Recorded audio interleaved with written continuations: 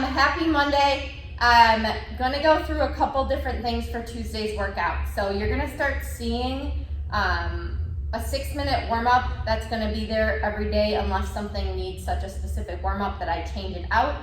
This is just to simplify going through a bunch of instructions for a warm-up when most of them can benefit from basically an entire body warm-up. So gonna go over today, probably a few days this week, just so we're all on the same page, kind of streamlining that process for us.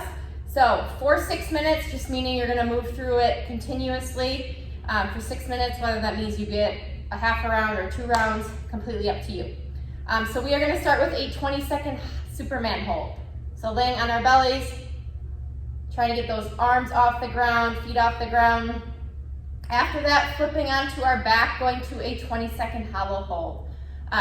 So I want you guys really to start at the most basic level you're at. Really, there's not many of us that should be in a full extended hollow position, meaning your lower back is probably coming off the ground.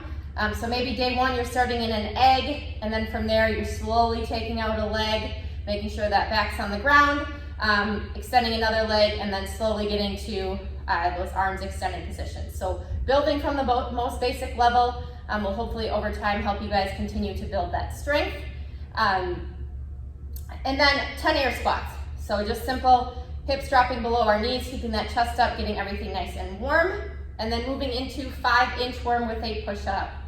So walking those hands out, giving me a push-up, whether that's off your knees or warming yourself back up, and then walking your feet as close to your hands as you can. After that, 30 jumping jacks, just get some blood flow, heart rate up a little bit, finishing with 10 lunge with a twist. So take your time in that twist, 5 each leg. So that's gonna be your general warm-up, at least for a few weeks till we start to build on that. And then specifically for tomorrow's workout, we're gonna go through the movements that we'll see in the conditioning. So the conditioning is a 14-minute AMRAP. That is a long time, you guys. With shorter reps, it is easier to come out of the gates pretty hot, but 14 minutes is a long time, so come out with a nice consistent pace that you think you can maintain.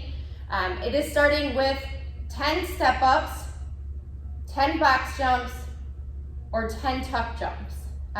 So being especially careful, you guys, the only way you're doing box jumps is if you have either a box at home or something stable that is not near a wall, that will not tip over if you are jumping on it, all right? So generally benches are not safe, not something you should be jumping on. This is not worth tipping over and getting hurt right now. So if you have a box at home, feel free to go do box jumps. If you have something that is stable, that is not near another object or a wall, also welcome, but by no means put yourself in danger to do a box jump. Otherwise, if you do have a bench or a stable other position to do step-ups, it would just be 10 step-ups, all right? There's no difference between what you're doing. We're just looking to be safe. We're getting those legs worked, and then heart rate up a little bit. If you have neither, you can do 10 tuck jumps, all right? Same thing, all are equal within the workout. It's just gonna be based off of what you have, so please, once again, do not jump on something that could put you into danger. All right, so after that, you have 10 thrusters. So it is single arm. You can choose how you break them up. So if you wanna do a round with 10 on your right arm, and then the next round you're doing your left arm, perfectly okay. If you wanna do 5 and 5, completely up to you. Let's make sure that we're keeping that chest up and driving straight up and overhead at the top, keeping that bicep close to our ear, making sure that we are finishing in that straight line. So don't want that dumbbell out in front of you, don't want it out to the side, maintain control. And then ending with 40 mountain climbers. So getting onto hands and feet, bringing that knee within that inside arm. It is 20 each side. So ideally we're bringing that knee in without letting our hips go up in the air. This should get that heart rate up, move those hips, get that core burning. All right, so you're doing that for 14 minutes. So 10 step-ups, jumps, or tuck jumps, 10 thrusters, break up however you wish, and then 40 mountain climbers. All right, you guys, strength for today is lower body strength. So we are moving into 3 sets of a 1-minute wall sit. So when I show you, I'm gonna be against the pole for sake that I'm gonna show you both angles. So my hips are right below that parallel line,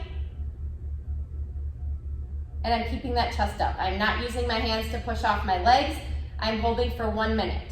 If 1 minute is too long for you, scale it back a little. All right, ISO holds can be pretty tough, or if you wanted to do 30 and then 30. But what we are doing immediately after that hold, you are picking up your kettlebell or dumbbell, and you are doing max unbroken goblet squats. Okay, so holding that object at your chest, hips below parallel, standing all the way up. So what I mean by max unbroken means that when you take a rest, that set is done.